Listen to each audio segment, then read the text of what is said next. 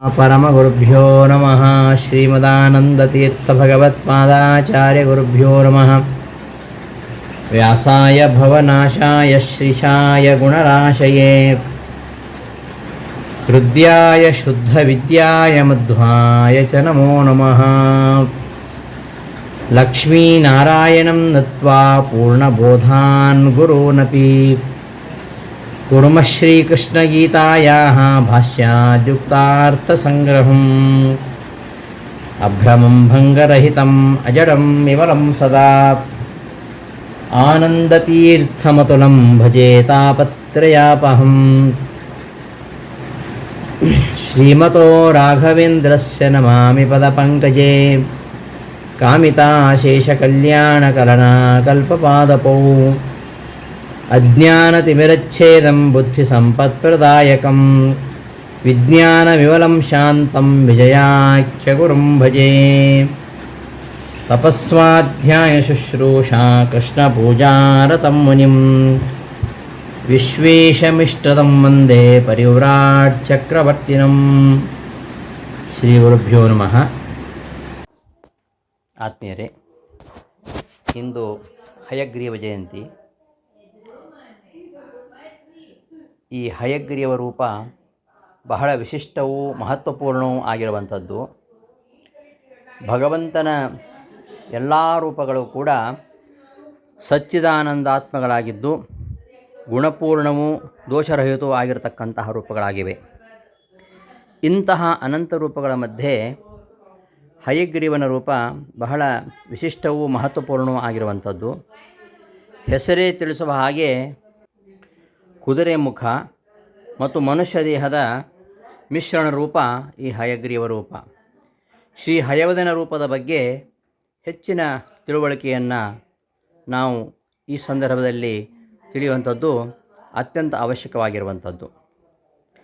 ಈ ಹಯಗ್ರೀವ ಹಯಗ್ರೀವ ಹಯಗ್ರೀವೇತಿ ಯೋ ಧ್ವನಿ ವಿಶೋಭತೆ ಸ ವೈಕುಂಠ ಕವಾಟೋದ್ಘಾಟನಕ್ಷಮಃ ಎಂಬುದಾಗಿ ಹೇಳುವಂತೆ ಹಯಗ್ರೀವ ನಾಮಸ್ಮರಣೆ ಅದು ಮೋಕ್ಷದ ಬಾಗಿಲನ್ನೇ ತಟ್ಟುವಂಥದ್ದು. ಇಂತಹ ಹಯಗ್ರೀವ ರೂಪ ಜ್ಞಾನಕ್ಕೋಸ್ಕರವಾಗಿ ಆಗಿರುವಂಥದ್ದು. ಪ್ರತಿಯೊಬ್ಬನಿಗೂ ಶ್ರೇಷ್ಠವಾಗಿರತಕ್ಕಂತಹ ಏನು ಪುರುಷಾರ್ಥ ಮೋಕ್ಷ ಲಭಿಸಬೇಕಾದರೆ ಅದು ಜ್ಞಾನದಿಂದಲೇ ಸಾಧ್ಯ. ಜ್ಞಾನೇನೈವ ಪರಂಪದಂ. ಇಂತಹ ಜ್ಞಾನದ ಆಕರಗಳಾಗಿರತಕ್ಕಂತಹ ಈ ಶಾಸ್ತ್ರಗಳನ್ನು ನೀಡಲಿಕ್ಕೋಸ್ಕರವಾಗಿಯೇ ಭಗವಂತ ಹಯಗ್ರೀವ ರೂಪದಿಂದ ಅವತರಿಸಿದ್ದಾನೆ.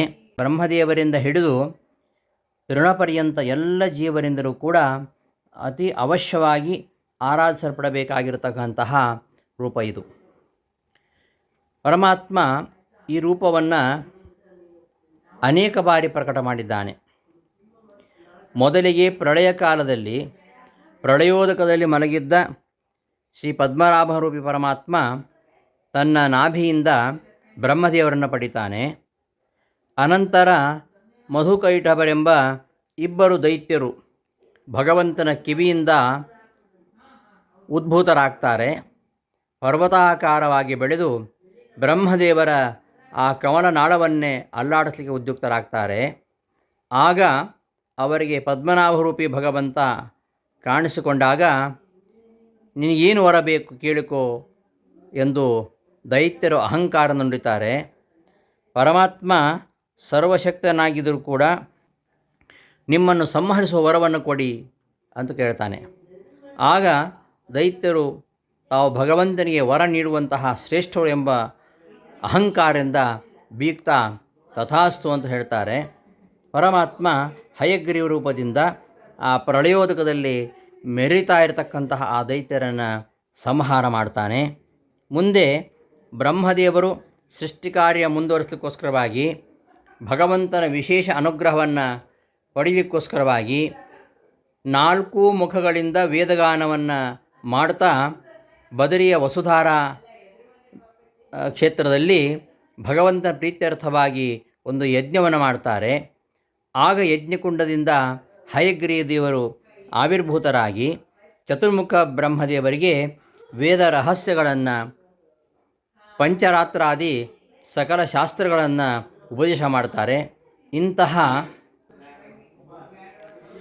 ಹಯಗ್ರೀವ ಬ್ರಹ್ಮಾದಿ ಸಕಲ ದೇವತೆಗಳಿಗೆ ವೇದ ರಹಸ್ಯಗಳನ್ನು ಸಕಲ ಶಾಸ್ತ್ರಗಳನ್ನು ಉಪದೇಶ ಮಾಡ್ತಾನೆ. ಈ ಹಯವದನ ರೂಪಿಯಾಗಿರತಕ್ಕಂತಹ ಪರಮಾತ್ಮನ ಬಗ್ಗೆ ಶ್ರೀಮದಾನಂದ ತೀರ್ಥ ಭಗವತ್ಪಾದರು ತಮ್ಮ ಗ್ರಂಥದಲ್ಲಿ ತಿಳಿಸಿದ್ದಾರೆ. ಅಂತೆಯೇ ವಾದಿರಾಜ ಗುರುಸಾರ್ವಭೌಮರು ಕೂಡ ಹಯಗ್ರೀವ ರೂಪಿ ಪರಮಾತ್ಮನ ಬಗ್ಗೆ ಹೆಚ್ಚಿನ ವಿವರಣೆಯನ್ನು ನಮಗೆ ನೀಡ್ತಾರೆ. ಈ ಹಯಗ್ರೀವ ರೂಪಿ ಪರಮಾತ್ಮನ ಉಪಾಸನೆ ಮಾಡಿ ಅನೇಕ ಯತಿಶ್ರೇಷ್ಠರು ಜ್ಞಾನಸಿದ್ಧಿಯನ್ನು ಪಡೆದಿದ್ದಾರೆ.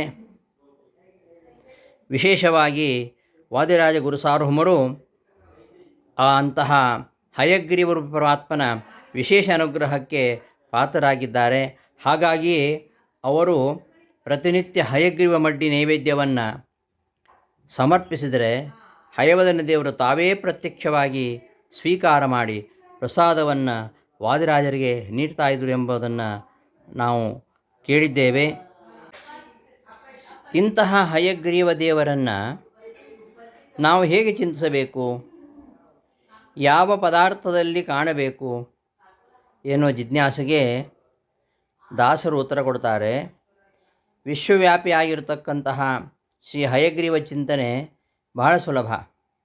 ನಮಗೆ ನಿತ್ಯದಲ್ಲೂ ಕಾಣತಕ್ಕಂಥ ಪದಾರ್ಥಗಳಲ್ಲೇ ಕಾಣಬಹುದು ಎಂಬುದನ್ನು ತೋರಿಸಿಕೊಟ್ಟಿದ್ದಾರೆ. ಹಯಗ್ರೀವ ಶಬ್ದೋಚ್ಚಾರಣೆಯೇ ಗಂಗಾ ಪ್ರವಾಹದಂತೆ ಸುಲಲಿತವಾಗಿ ಮಾತನ್ನು ಉಚ್ಚಾರ ಮಾಡಲು ಶಬ್ದಶಾಸ್ತ್ರದ ಪ್ರತಿಭೆ ಒದಗುವಂತೆ ಮಾಡ್ತದೆ. ಇಂಥ ಹಯಗ್ರೀವ ರೂಪವು ಯಾವ ಸಾಧಕರಿಗೆ ಬೇಡ ಹೇಳಿ, ಎಲ್ಲರಿಗೂ ಅವಶ್ಯವಾಗಿ ಉಪಾದೇಯವಾಗಿರತಕ್ಕಂತಹ ರೂಪವಾಗಿದ್ದು ಪ್ರತಿಯೊಬ್ಬರೂ ತಮ್ಮ ಶಕ್ತಿಯನುಸಾರವಾಗಿ ಹಯಗ್ರೀವ ದೇವರನ್ನು ಆರಾಧಿಸಬೇಕು. ಶ್ರಾವಣ ಹುಣ್ಣಿಮೆಯ ಪರ್ವದಿನ ಶ್ರೀ ಹಯಗ್ರೀವ ದೇವರ ಅವತಾರ ದಿನ. ಇದು ಬ್ರಹ್ಮಚಾರಿಗೆ ಉಪಕರ್ಮವೆಂಬ ಗಾಯತ್ರಿ ಉಪಾಸನೆಗೆ ಬೇಕಾಗಿರತಕ್ಕಂತಹ ಸಂಸ್ಕಾರದ ದಿನವೂ ಆಗಿದೆ.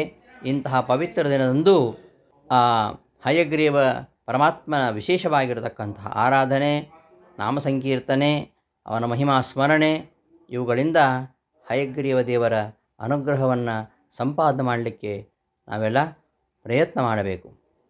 ವಾದಿರಾಜರು ಇದಕ್ಕೋಸ್ಕರವಾಗಿ ಹಯಗ್ರೀವ ಪಂಚಕ, ಹಯಗ್ರೀವ ಧ್ಯಾನ ಪ್ರಕರಣ, ಹಯಗ್ರೀವ ಸ್ತುತಿ, ಹಯಗ್ರೀವ ಸಂಪದಾ ಸ್ತೋತ್ರ, ಶ್ರೀ ವರಾಹಯಗ್ರೀವ ಸ್ತುತಿ, ಪರಮಸ್ತುತಿ ಇತ್ಯಾದಿ ಅನೇಕ ಸ್ತೋತ್ರಗಳನ್ನು ರಚಿಸಿ ನಮಗೆ ಮಹಾ ಉಪಕಾರವನ್ನು ಮಾಡಿದ್ದಾರೆ. ಅಂತಹ ಸ್ತೋತ್ರಗಳ ಮೂಲಕವಾಗಿ ಆ ಹಯಗ್ರೀವ ದೇವರ ಅನುಗ್ರಹದಿಂದ ನಮ್ಮ ಜೀವನವನ್ನು ಜ್ಞಾನಮಯವನ್ನಾಗಿ ಮಾಡಿಕೊಂಡು ಬದುಕಿನ ಸಾರ್ಥಕತೆಯನ್ನು ಕಾಣಲಿಕ್ಕೆ ಪ್ರಯತ್ನ ಮಾಡೋಣ ಅಂತ ಹೇಳ್ತಾ ನನ್ನ ಈ ಎರಡು ಮಾತುಗಳನ್ನು ಸಮಾಪ್ತಿಗೊಳಿಸ್ತೇನೆ. ಧನ್ಯವಾದಗಳು.